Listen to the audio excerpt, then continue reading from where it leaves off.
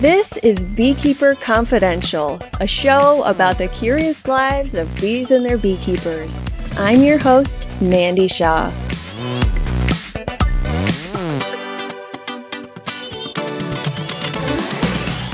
Today we catch up with Ang Roell, who joined me from Florida where they're caring for 200 hives. I first interviewed Ang back in late 2018, and we promised a follow-up for when their book Radicalize The Hive would become available for all of us to read. That day has come, and you can now download a free copy of Radicalize The Hive by visiting theykeepbees.com.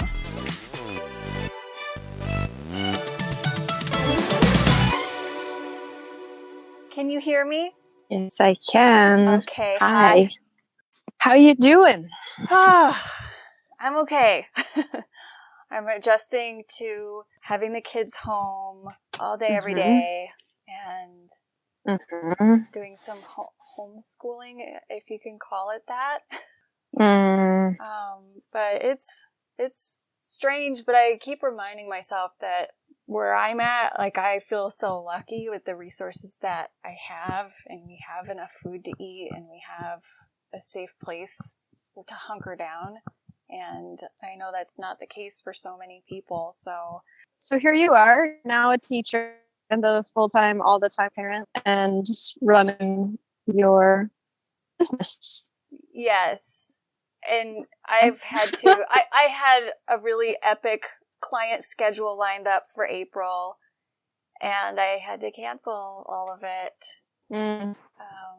So I'm glad I can still do the podcast. I'm just going to keep working on that and selling my veils because I'm still getting orders for those for now. I'm just kind of prepared to really turn into a little hermit here at home, and it is what it is. Anyways, it's really, really great to connect with you. Yeah, same here. I know it's a trying time and a really trying moment, and I feel you on the small business scare. Like, yes. I'm just like, okay, right now people still want their bees and their queens and their things. I have no idea what my summer, fall, like, speaking schedule looks like now. And yeah, and then we've already lost, I think, a third of the work that we were planning for summer and fall has had to shift pretty drastically. So yeah, just trying to, navigate that as it comes. Grateful for the stuff that I know is still happening. Yeah. And we'll see. I mean, what happens, I guess. It's a weird moment because my partner actually left their work to work with me more full time. And so it's just sort of like a bit of a shock to the system. Yeah. But we also, like, in doing that, have grossly reduced our cost of living. Like, before we did that, we started putting things in place to, like, reduce all of our costs of living. So it's sort of an irony that, like, we, we're living very small, but then also suddenly are like, oh wow, now our income is, quartered, and it's both of us. I've been having really vivid, really, like, dreams that are just filled with conflict and things going wrong and it's all centered around my bees. I usually have beekeeping dreams, like, in the winter and at the beginning of the season, but I've been unable to get to some of my bees or unable to access them as frequently now as I feel like I need to. Yeah. And so I'm having dreams where I'm watching somebody else take care of my bees, and it just feels so conflicting, or I'm doing the work, but I'm making a lot of mistakes, and I'm damaging queens, and I'm damaging comb, and Yikes.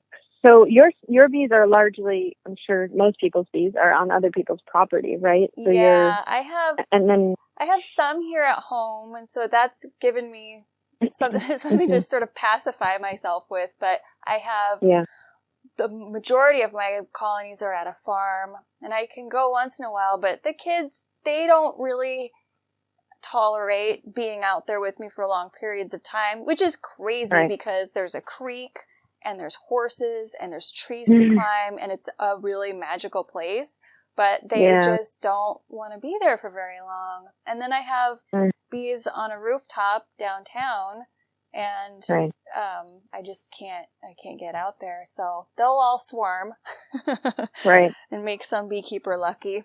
Yeah, did you hang any additional like swarm traps or anything in anticipation of this as it was rolling out, or no? Well, I have the ones up here at home, but that's it.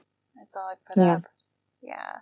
You know what's really weird though is all last year I was feeling really spread thin and really wanting to cut back on my schedule, and I tried to get out of the Beekeeping Association that I was president of, but that ended up not happening. I'm still on the board of directors. And so now I'm like, wow, well, I did get my desire to have a freed up schedule, but it's not it's not how I hoped. But yeah.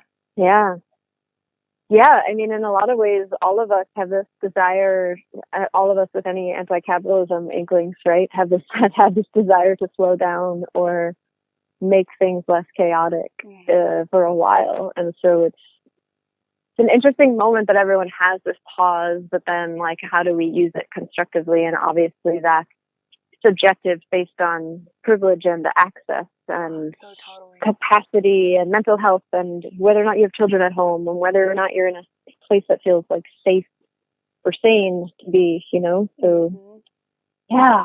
It's a lot. Oh. a lot. Let's talk about some good things that are happening though. Yeah. The last time you and I spoke must have been in late 2018 or maybe even early 2019. I feel like it was fall, though. Yeah, it feels like, I was trying to remember this too. I feel like it was maybe fall, but then maybe the episode came out in the spring, because I feel like I was getting ready for like the first trip here, which was last year in 2019 when I spoke to you, but I hadn't actually done any part of the trip yet. Because in my brain, I'm like, it sounds like, you know, before you do a project, like when everything is still like magic and imagined and it's not like in it, like dealing with it every day, trying to figure out what to do.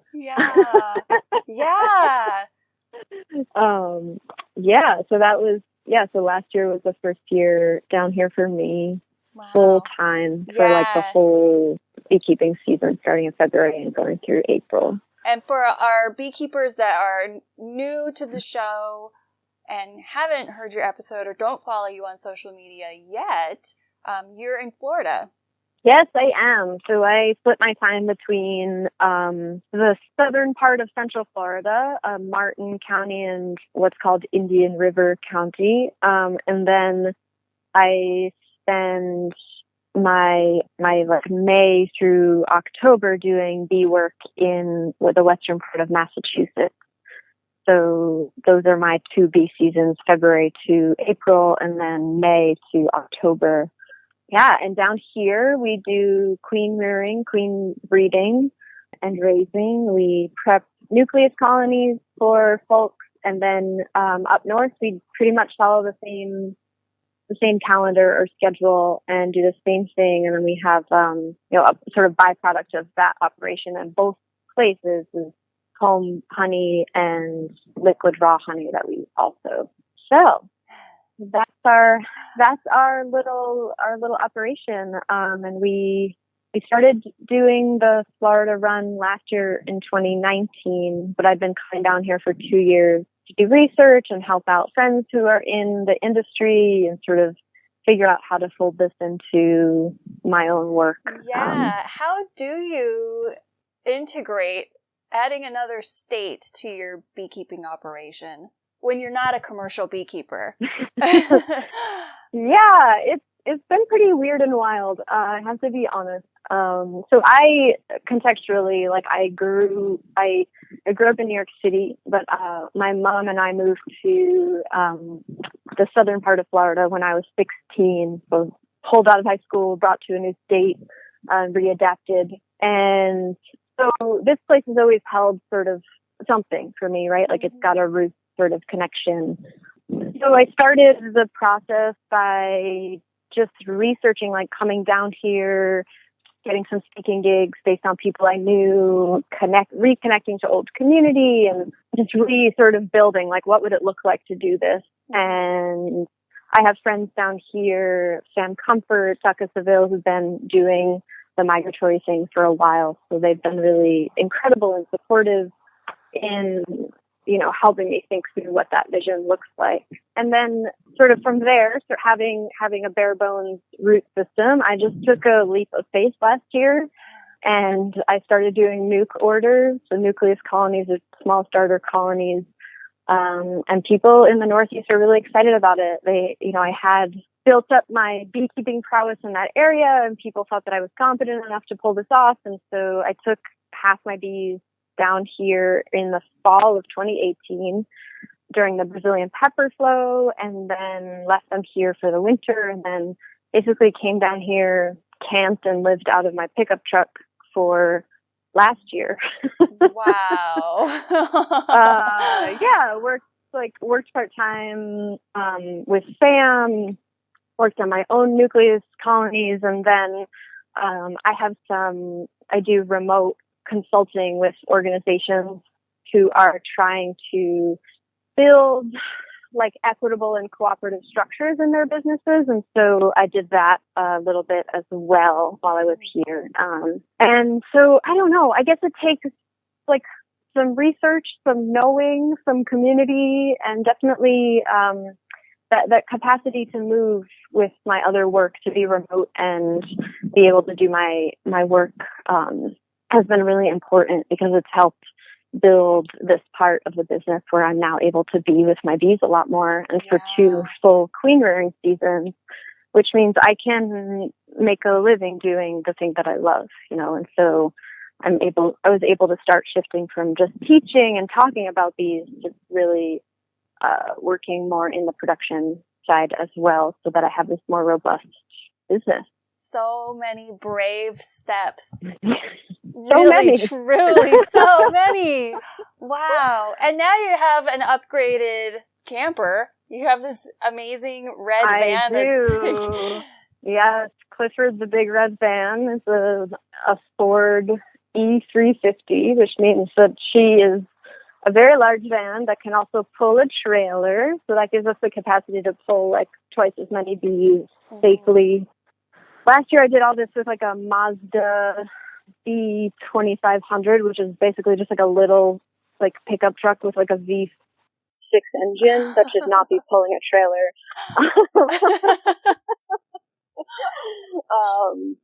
Yeah, and so I traded in.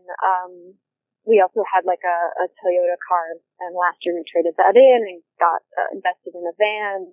Did some really simple upgrades to it. So we have like upside down bucket with a really nice finished piece of plywood on top, and that's our bed. And all the windows are blacked out so that we can sleep in there, but also transport bees in there. And we have these like thin air mattress camping mats that we use to sleep that are super comfy, but also just like fold up and go up against the wall. Yeah. And yeah, we stay at a couple of campsites that are just little farms with like a couple spots, sort of low-key campsites.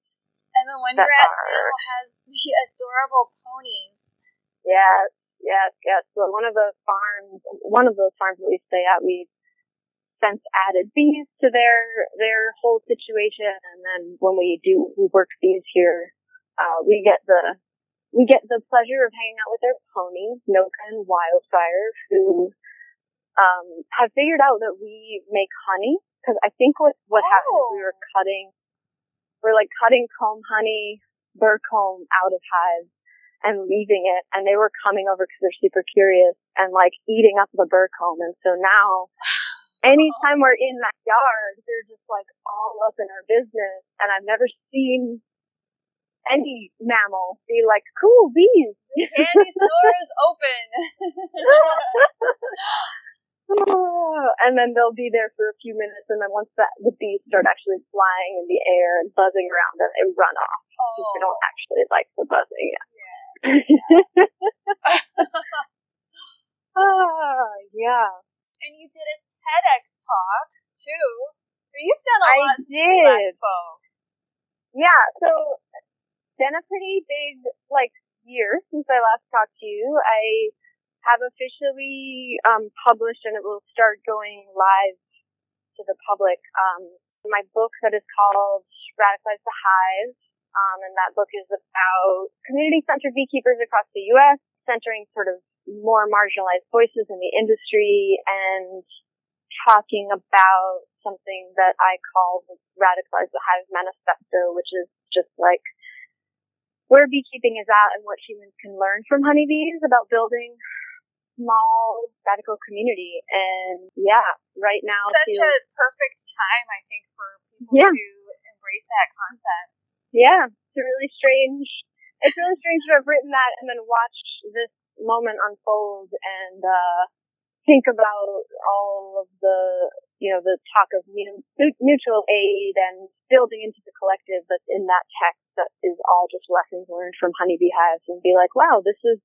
kind of exactly what we need to be doing right now. So excited to share that, but also I did a TEDx talk about that same topic last December called What Bees Can Teach Us About Social Change, and got the opportunity to stand on stage and share that work, which was only moderately terrifying, because you have to memorize your entire TEDx talk by heart and be able to deliver the whole thing ad lib. And of course, because I was writing this bigger text, it took me 2 months to synthesize it down into a 14-minute talk. So I had a week and a day to actually memorize. I was going to ask you about that process, because what I know about you is that you're incredibly thoughtful and careful and intentional with your work. And so I could never imagine you just throwing something together last minute. No, yeah, there was a lot of crying.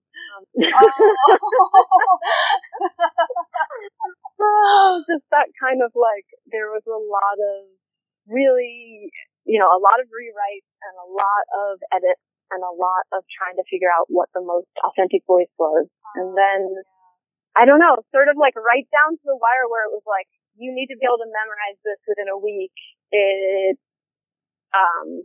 It just came together, and it felt really natural, and it felt like what I wanted to say. And then memorizing it was really fluid because it felt good, right? And up until that point, it just didn't feel like the time I had and the things I wanted to say were coalescing. So it was cool. I'm really glad I did it, and I really don't think I want to memorize my work and present it in that context anytime too soon. What was it like afterwards? I mean, did you obviously probably had a great sense of relief, and you must have been so proud that you did that, because it's such a huge professional step to make. But I would imagine people probably contacting you after that maybe they hadn't heard of you before. Yeah, so afterwards, lots of relief, definitely true. And then I feel like a lot of interest trickled in from that, and people wanting me to come and share and facilitate, which is what I'm excited about. I want to have dialogues about the human-honeybee relationship and what humans can learn from bees, and also be teaching about, the production honeybee skills that I have. And so it's been exciting to have those doors start to open up, and even amidst sort of COVID and sheltering in place, people are excited about the possibilities of the future. So while there's not any grandiose planning going on, because none of us know what the future looks like, I feel more connected both nationally and regionally with people who want to have the same kinds of conversations that I want to have and learn about the same things together. So I don't know about you, but I am having a really hard time concentrating in general, everything. Yeah. And I feel like I'm having trouble keeping track of the days. And yep. Yeah, it's a weird feeling. It feels like, you know, we talked earlier about just like the slowing down and like wanting the slowing down, but when it's actually happening, like I think that we're just not used to moving at anything but a breakneck speed, you know, like we have this sort of breakneck, must do all the things, answer all the emails, like achieve all the family and social obligations in a 24-hour period. And now it's like our brains are adapting. Like our brains are literally adapting to a completely new reality. And I think that it's important to just like hold space for that. And when we think about ecological adaptation, like that takes generations of creatures, large or small, to happen, right? So if we think about what our brains are being asked to adapt to in what, like 3 weeks? I don't even know how long it's been.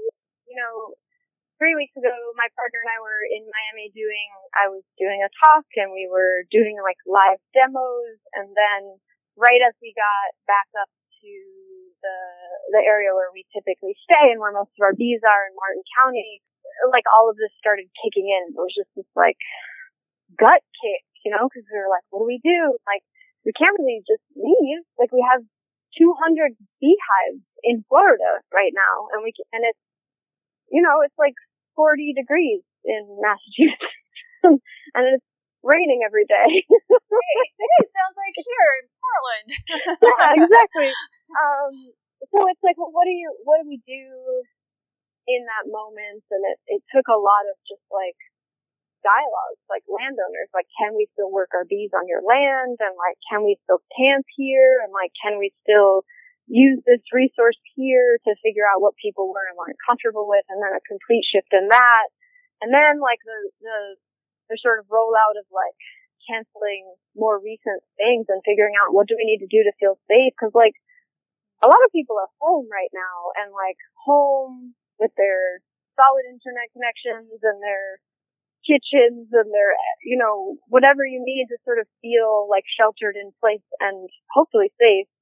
And like, it's been very bizarre to be living in a van you know, in a rural place where pretty much before this I wasn't seeing that many people anyway, because bees are a natural social distancer, it turns out.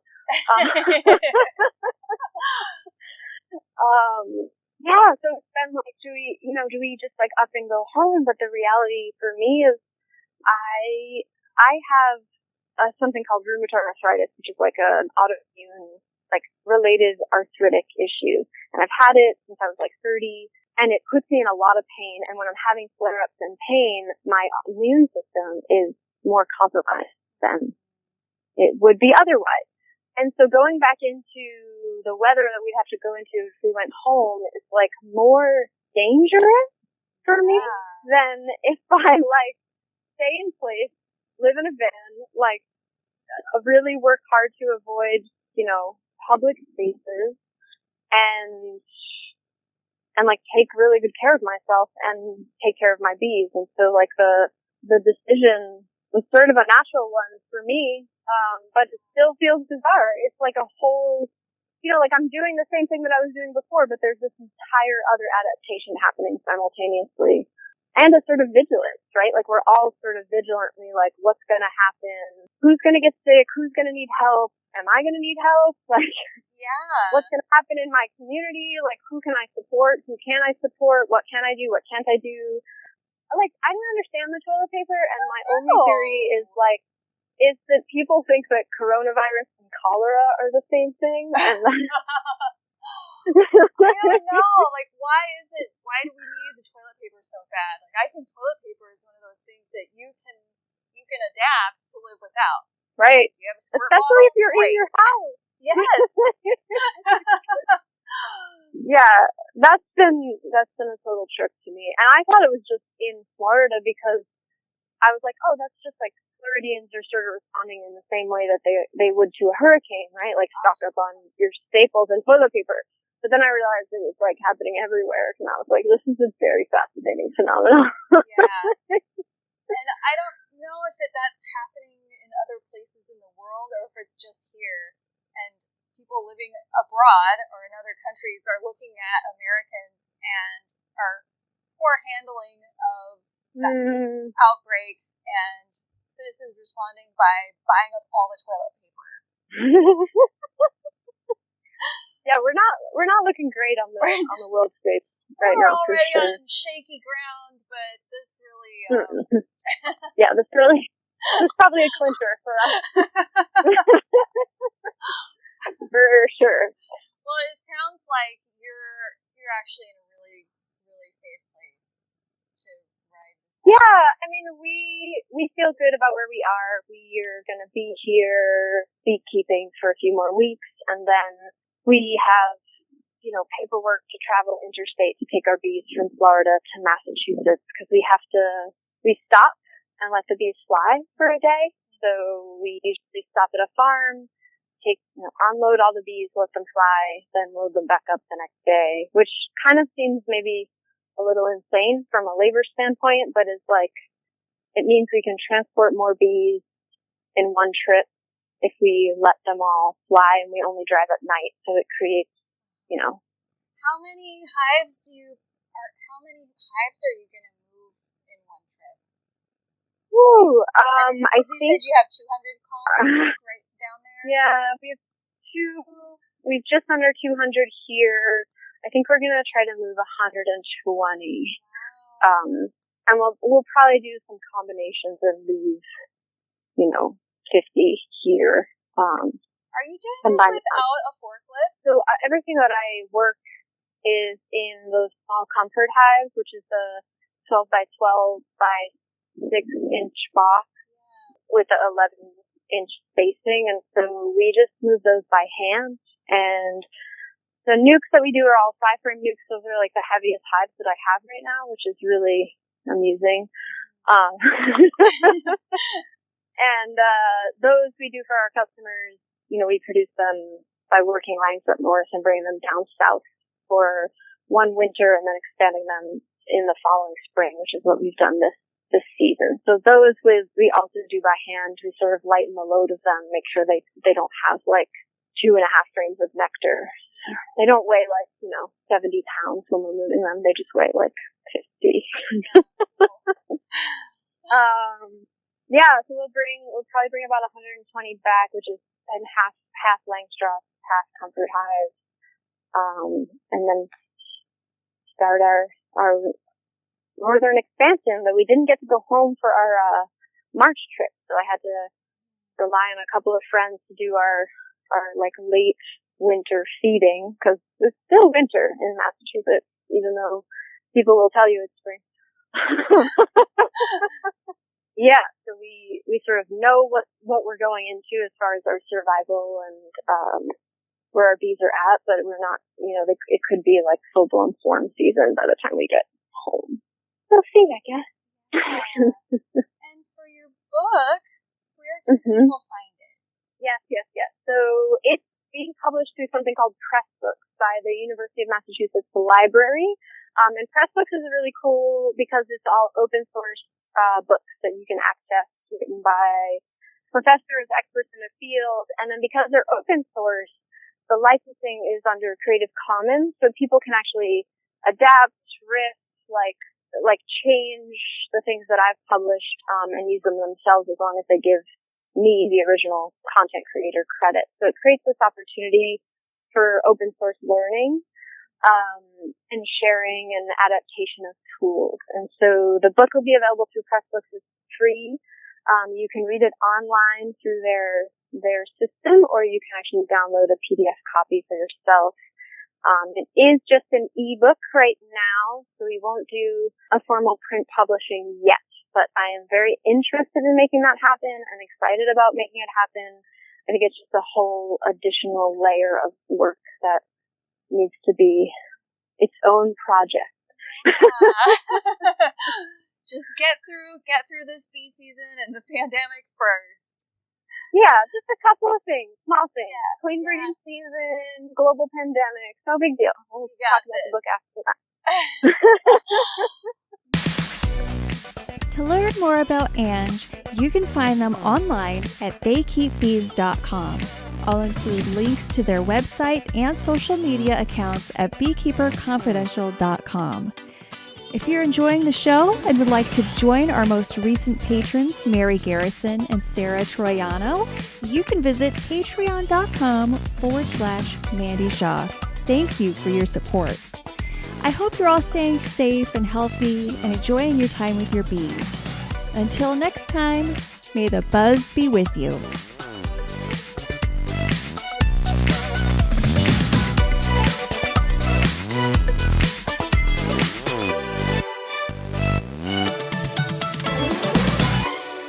Beekeeper Confidential is a Waggleworks production and is written and produced by Mandy Shaw. There was a guy that had a shopping cart full of toilet paper, champagne, and Campbell's soup. Wow, that guy is having a good time.